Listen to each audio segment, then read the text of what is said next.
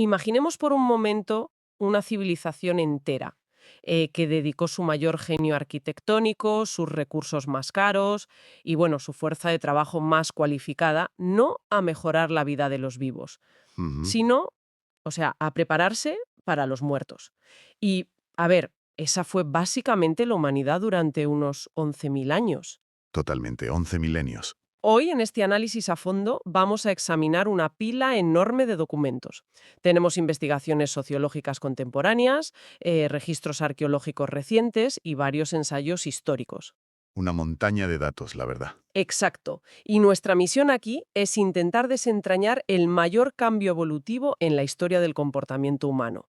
O sea, cómo pasamos de organizar nuestra existencia entera en torno a lo sagrado y a la eternidad. A estructurarla casi exclusivamente alrededor del mercado, claro. Del consumo inmediato y, bueno, la innovación tecnológica. Eso es, y para lograr entender esa transformación, pues resulta imprescindible establecer un diagnóstico claro de nuestro presente. Claro, porque los textos que abordamos hoy sugieren algo muy potente.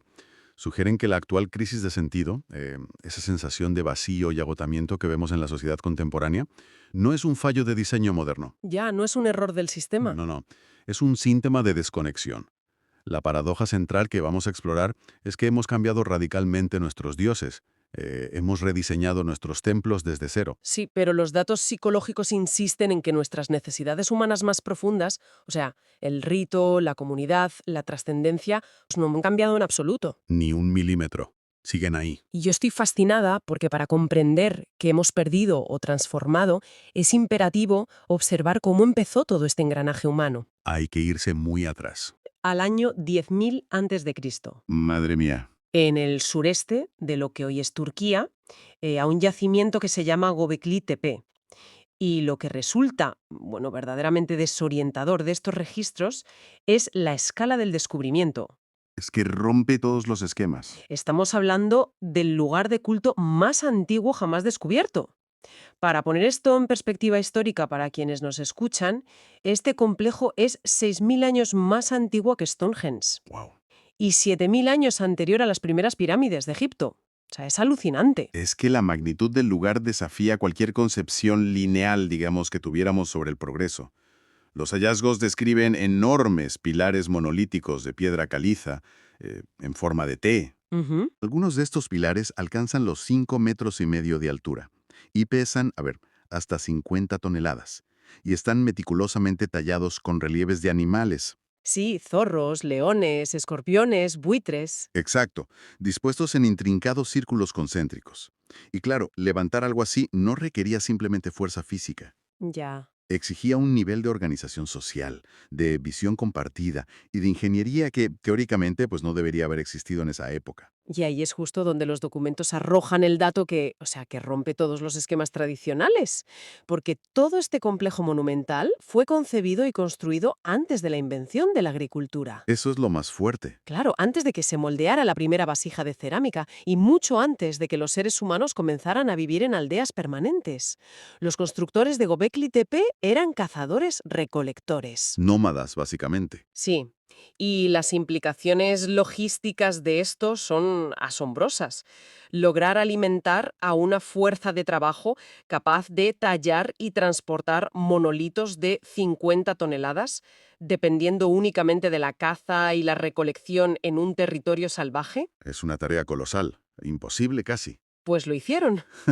Y claro, esto nos obliga a reescribir esa teoría clásica de la escalera mecánica del progreso, ¿no?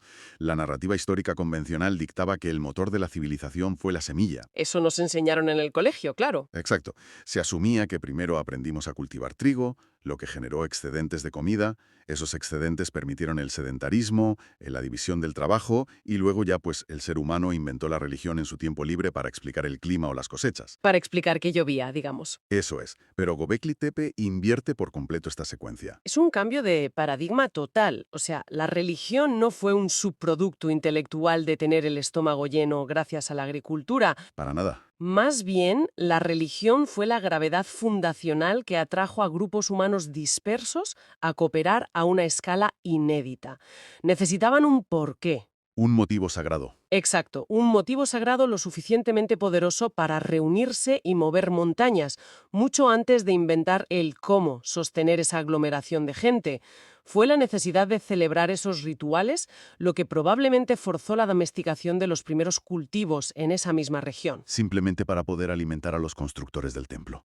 Es fascinante. Completamente. Y esa inmensa gravedad de lo sagrado estableció un patrón que, bueno, dominaría ininterrumpidamente desde ese año 10.000 a.C. hasta aproximadamente el siglo XVI de nuestra era. Una barbaridad de tiempo. Durante toda esa inmensa franja de la historia documentada, el núcleo de la vida social, cultural, política y económica emanaba exclusivamente de lo divino.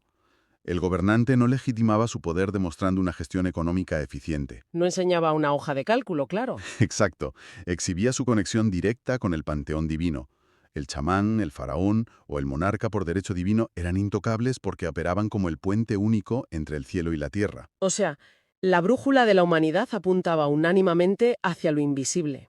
Y eso se refleja perfectamente en la cultura material que dejaron atrás. Ujú. Si analizamos en los textos en qué invertían sus excedentes, queda claro que la prioridad absoluta no era la comodidad material transitoria. Dedicaban la arquitectura más avanzada y, bueno, los presupuestos más exorbitantes a la eternidad. Claro. El faraón no vivía en la pirámide. La pirámide era una máquina de piedra diseñada para garantizar la inmortalidad. Los zigurats mesopotámicos eran escaleras literales hacia los dioses. Exacto. E incluso milenios después, una catedral gótica europea podía tardar un siglo en construirse, absorbiendo la riqueza de toda una región únicamente para materializar la gloria de lo divino en la tierra. Sin embargo, esa gravedad inquebrantable de lo sagrado no se desvaneció por sí sola de la noche a la mañana. Fue activamente fracturada por una nueva forma de medir la verdad y de recompensar el esfuerzo humano. Y esto nos adentra de lleno en la segunda gran fase de los documentos, situada ya en los últimos 500 años. Así es. La revolución científica y, posteriormente, la revolución industrial introdujeron unos mecanismos de recompensa completamente nuevos. El gran giro tectónico, o sea, el traslado del eje central, pasando de la salvación del alma a la conquista del mercado.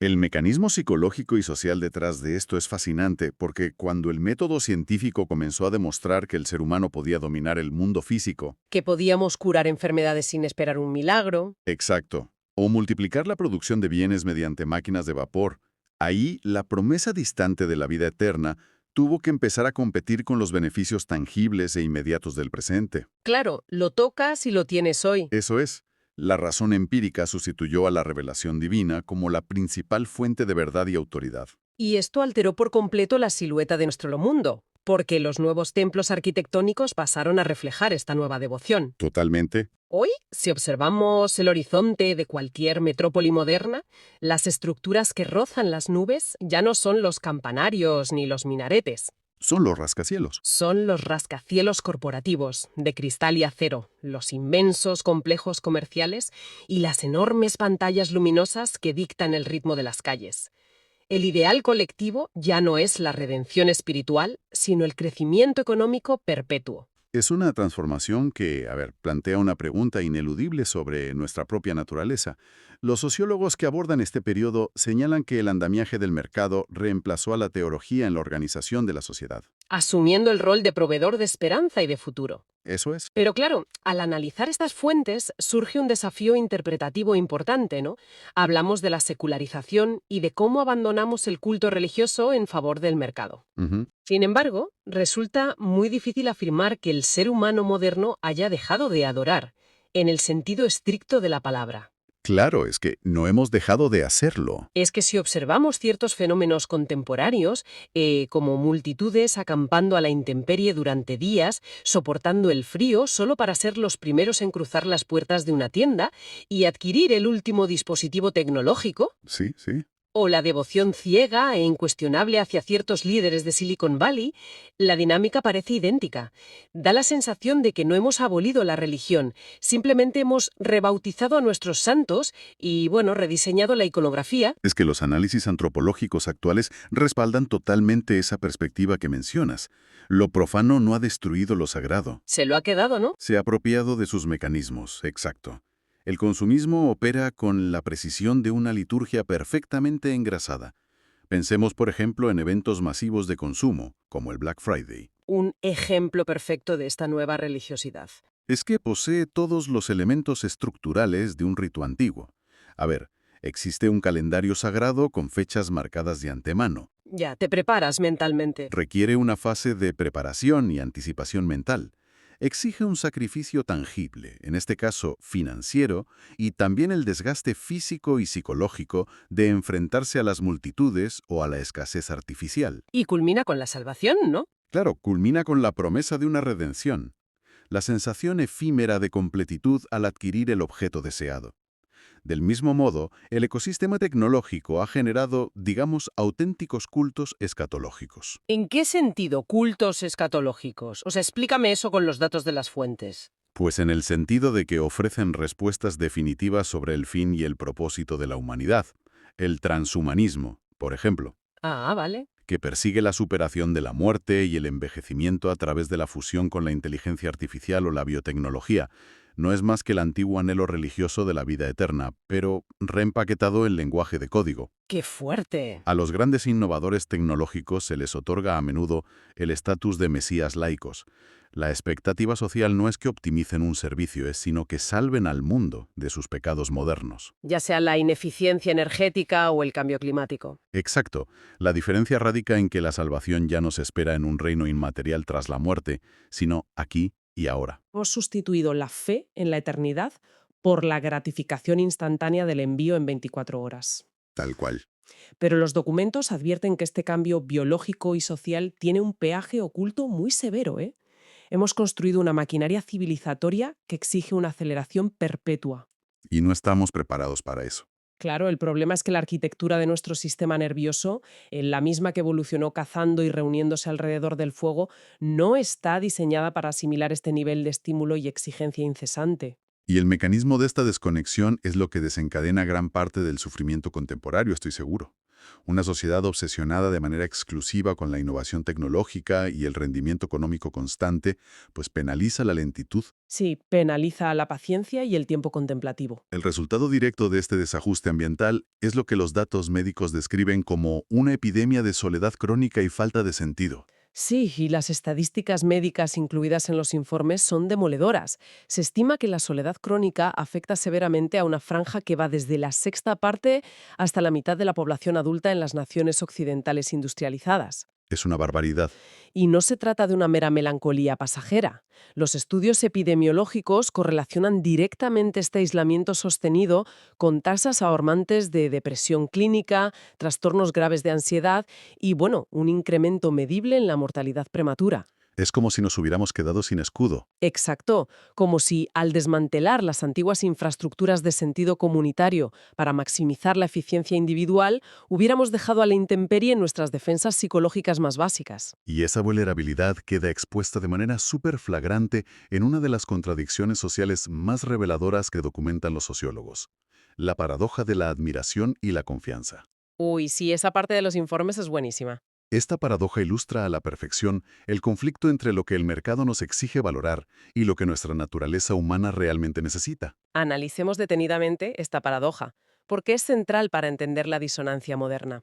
En la estructura del mundo que hemos construido, la cima de la jerarquía de estatus la ocupan aquellos que producen riqueza tangible y dominan la atención pública. Los grandes emprendedores, vamos. Exacto. Admiramos a los creadores de las aplicaciones más adictivas, a los grandes inversores de capital riesgo y a los fundadores de corporaciones globales.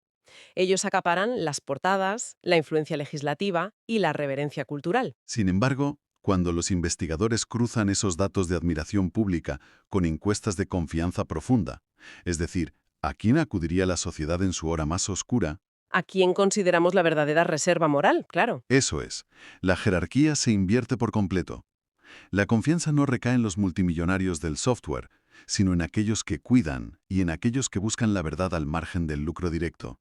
Las figuras más confiables siguen siendo los médicos de atención primaria, las enfermeras de cuidados intensivos, los profesores de escuela pública y los científicos de investigación básica. Las de toda la vida. Sí. Y hay una reflexión en los apuntes que captura esta hipocresía estructural con precisión quirúrgica. Dice, admiramos con la boca, pero no con el presupuesto. Es una frase lapidaria. Total. El mercado recompensa de manera desproporcionada la disrupción tecnológica, asignando miles de millones de euros a una empresa que entrega comida a domicilio 10 minutos más rápido. Ya. Pero nuestra brújula moral interna, heredada de milenios de cooperación, reconoce instintivamente que el valor real y el sentido último residen en el cuidado humano mutuo. Y esta contradicción genera una disonancia cognitiva a nivel planetario. Una disonancia que tiene consecuencias materiales muy tangibles para esos mismos profesionales en los que decimos confiar. El informe subraya las condiciones de precariedad crónica que enfrentan. ¿Por qué no los financiamos? Claro. Observamos sistemas de salud pública al borde del colapso funcional, educadores lidiando con el agotamiento extremo y salarios estancados, y comunidades científicas donde la inestabilidad laboral es la norma. Ya. La sociedad occidental declara que el acto de enseñar o curar es sagrado, pero remunera y gestiona estas vocaciones bajo la lógica más implacable e industrial del mundo profano. Lo cual nos devuelve irremediablemente a la crisis de sentido generalizada. El individuo moderno percibe esta fricción a diario. Sí, sí, se nota. Siente que el engranaje funciona a nivel técnico, pero que falla a nivel humano. Pues los sociólogos en los textos sugieren un enfoque muy interesante para lidiar con esta sensación. Proponen rehabilitar el concepto de nostalgia. Ah, pero no como algo negativo, ¿verdad? No, no como un mero anhelo paralizante o un deseo reaccionario de restaurar monarquías absolutas, sino como una herramienta analítica precisa, un diagnóstico clínico de la sociedad. Vale. ¿Y cómo funciona exactamente la nostalgia como diagnóstico en este contexto? Pues si tanta gente experimenta un vacío persistente en medio de la mayor abundancia material de la historia humana, ese vacío señala una deficiencia nutricional en nuestra dieta cultural, por así decirlo. Ujú. La nostalgia revela qué componentes esenciales hemos eliminado del ecosistema social humano. El éxito del hipercapitalismo no ha borrado el imperativo biológico y psicológico de pertenecer a una comunidad articulada en torno a rituales compartidos que no cuesten dinero. Que no te cobren por existir, vaya. Exacto.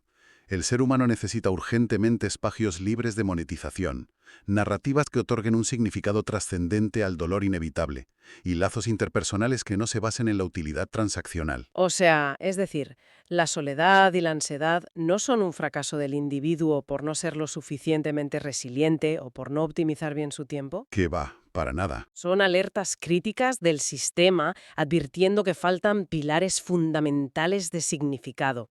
Ahora bien, después de pintar este paisaje occidental contemporáneo marcado por la secularización profunda y el consumismo exhaustivo, los documentos nos exigen hacer una pausa importante.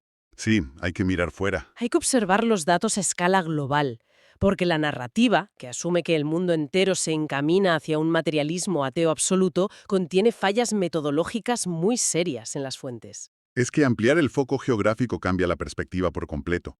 La idea de una secularización imparable y universal es en gran medida un espejismo eurocéntrico. Un espejismo. Sí, es innegable que en Europa Occidental y en ciertos sectores urbanos de Norteamérica, la población de no afiliados o agnósticos ha crecido sustancialmente.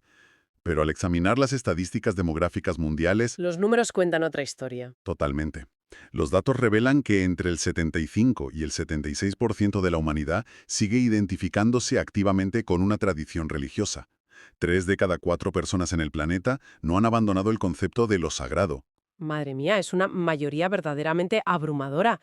En vastas regiones del globo, como gran parte del África subsahariana, el sur de Asia y el Medio Oriente, la religiosidad institucional y cotidiana no solo mantiene su vigencia, Sino que crece. experimenta un crecimiento dinámico, sí.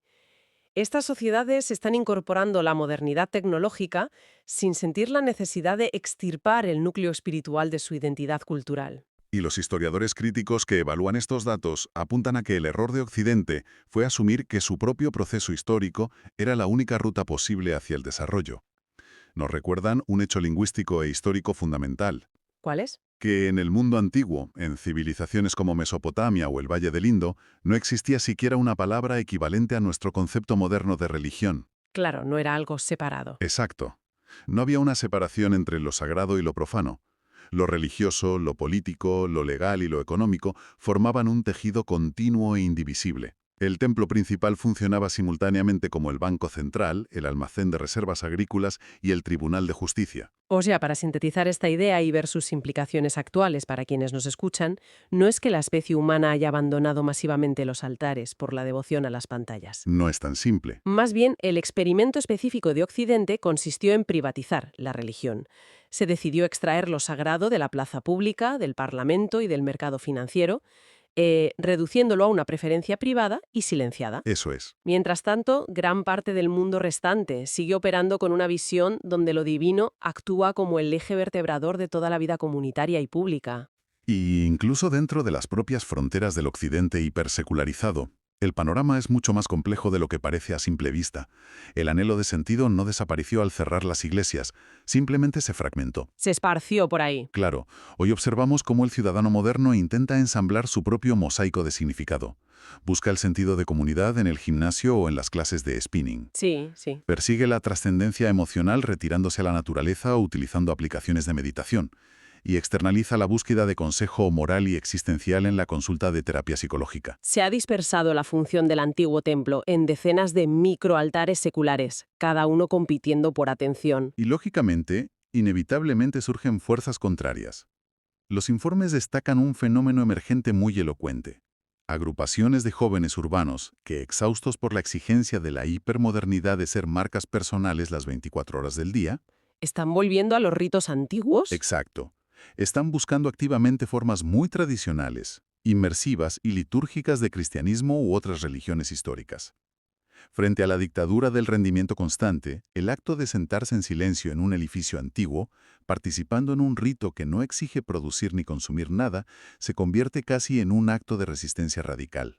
Refleja una necesidad imperiosa de encontrar un ancla inamovible en un mundo caracterizado por la liquidez y la velocidad extremas. Totalmente. Y la conclusión que se extrae de esta síntesis sociológica no sugiere en absoluto una regresión temporal.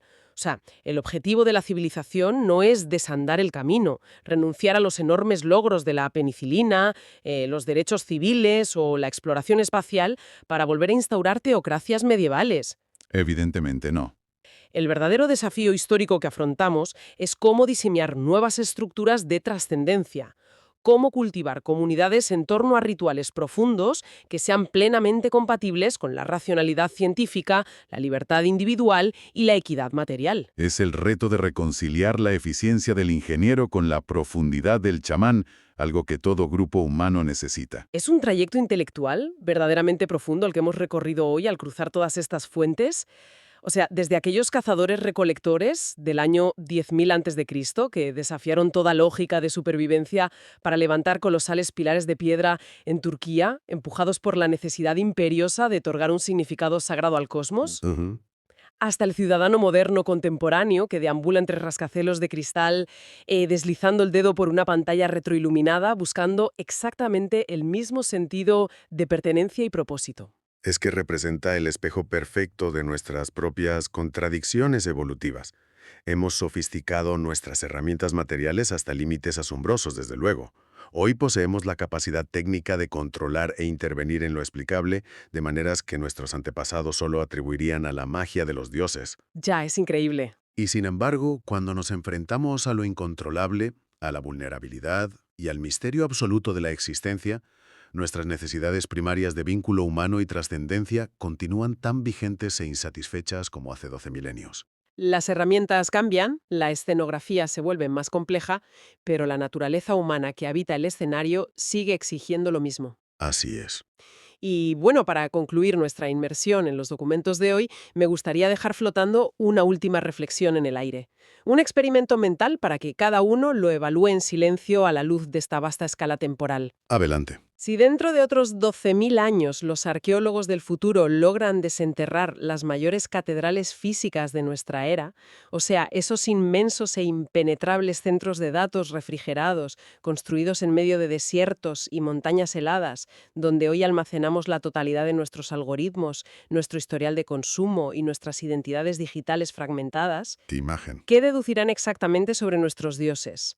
¿Concluirán que fuimos la primera civilización que alcanzó una peculiar forma de inmortalidad a través de los servidores binarios? ¿O simplemente documentarán el monumento más colosal, frío y solitario jamás erigido por una especie que olvidó por completo cómo mirar a las estrellas?